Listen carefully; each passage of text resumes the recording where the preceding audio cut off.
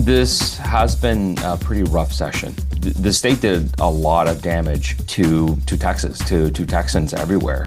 Did a lot of stuff that the public has overwhelmingly said that they didn't want us to do, and then failed to do the stuff that they did ask us to do. Top of the line is vouchers. Texans overwhelmingly did not want to spend billions and billions of dollars sending rich kids to private school. At the same time, Texans asked us to fully fund education.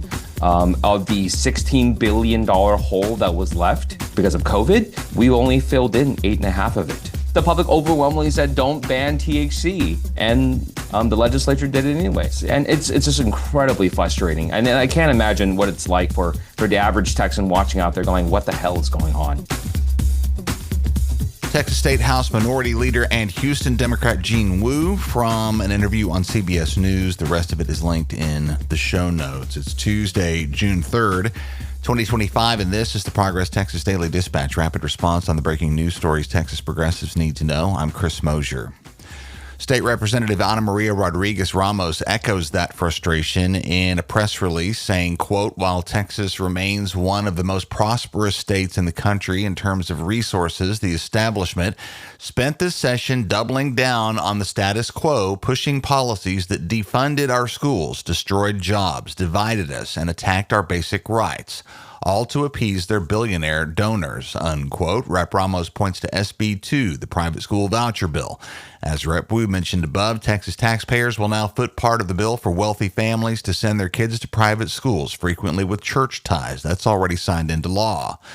SB 3, which bans THC, will kill close to 50,000 jobs, an entire industry really, while depriving veterans and other Texans trying to manage a wide variety of medical conditions in the least insured state in the U.S. a means to do so.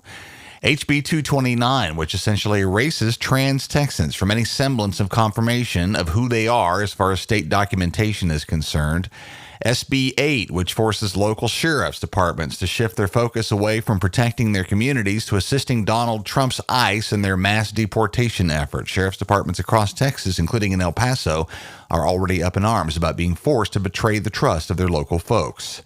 SB 14 provides Governor Abbott an opportunity to give himself sweeping new powers to do away with rules and regulations he finds inconvenient. All of that is headed for Greg Abbott's desk, and all will be likely signed into law over the next few days. Dia Wall at WFAA zeroes in on Dan's ban on THC, opponents of which a wild-eyed Lieutenant Governor Dan Patrick has been calling, quote, people who want to kill your kids, unquote. While Mitch Fuller, national and state chairman of the VFW Department of Texas, says of THC-based medication, quote, taking this away from us is a threat. This is literally our lives that are at stake, unquote. So who's killing who, Lieutenant Dan? Governor Abbott, over the last few days, has reportedly been inundated with pleas and letters from thousands of Texans asking him to veto SB 3.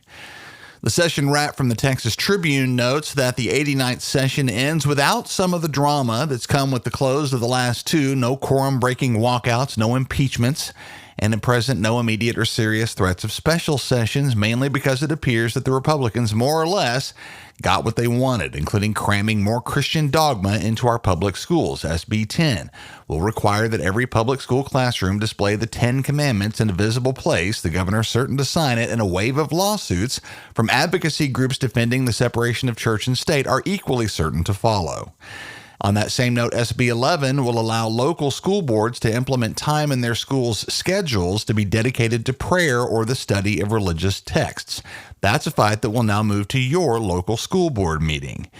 And as the debate over what's anti-Semitism and what's not anti-Semitism when it comes to the conflict in Gaza intensifies, Governor Abbott is certain to sign SB 2972, which will give sweeping power to politically appointed university regents to crack down on college campus protests. Notably, it prohibits campus protesters from covering their faces with masks, as we more and more frequently see police officers and ICE agents doing.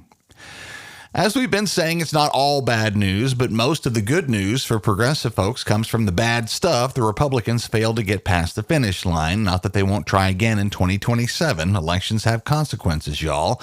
Catherine Krausick at Canary Media says 3 bills that passed the Senate that would have severely kneecapped our state's ability to maintain our status as a national leader in the renewable energy space died in the House, which is good news. As powerful as the fossil fuel lobby remains, it turns out that killing green energy is a generally unpopular notion, even among Republicans. So now the unpacking of the 89th legislature begins. Governor Abbott will be busy with the pen over the next several days. We'll be doing deep dives on what these new laws mean for you and how to track their impact over time.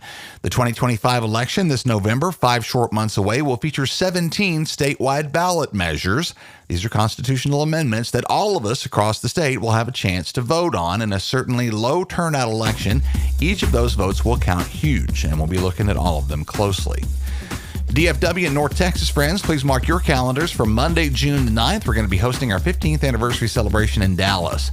Links to become a supporter and to secure your tickets are up now at ProgressTexas.org. A big shout out to our generous event sponsors, Howard Cleon, Charles Zeller, Pamela Pearson, Alex Andrade, Scott Elphinstone, the law offices of Domingo A. Garcia, PC, Carol Taylor, Chuck Cruz, Amy Forehand, Eric Johnson, and Dr. Mark Parker, John Mazzaro, the aforementioned Honorable Gene Wu, Jerry Ross, the Honorable Bill Peterson III, the Stonewall Democrats of Dallas, Texas Blue Media, and many, many more. We appreciate all of y'all very, very much and look forward to seeing you for 15 years of progress in Dallas, Monday, June 9th. Next Monday night, we hope to see y'all there. Tickets and sponsorship opportunities now at ProgressTexas.org. Our mission at Progress Texas is to counter the conservative disinformation machine, but they far outmatch us in funding. Oil and tech billionaires and religious right-wing activist groups spend a lot of money keeping their audiences in the dark.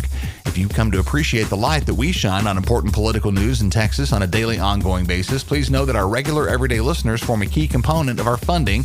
If that's you, we could use your support as a monthly contributor and no amount is too small. Go to ProgressTexas.org/donate. Thanks to Lanny DeGuire, Edith Frost, and Alicia Deal, all of whom have joined the team lately. We appreciate all of y'all very much. While you're at the website, make sure and grab the merch to match your progressive values. At our web store, you'll find Y'all Means All, Revolution, and our most popular Humans Against Ted Cruz t-shirts. They are all union printed right here in Texas. Great stickers and more, all at ProgressTexas.org. That's the Progress Texas Daily Dispatch for this Tuesday, June 3rd, 2025. Links to all these original stories can be found in our show notes. Progress Texas is a nonprofit rapid response media organization promoting progressive messages and actions. While campaigns come and go, we're the permanent home for progressive media and action in the Lone Star State. I'm Chris Mosier. Thanks so much for listening. Have a terrific day. We'll see you again tomorrow morning.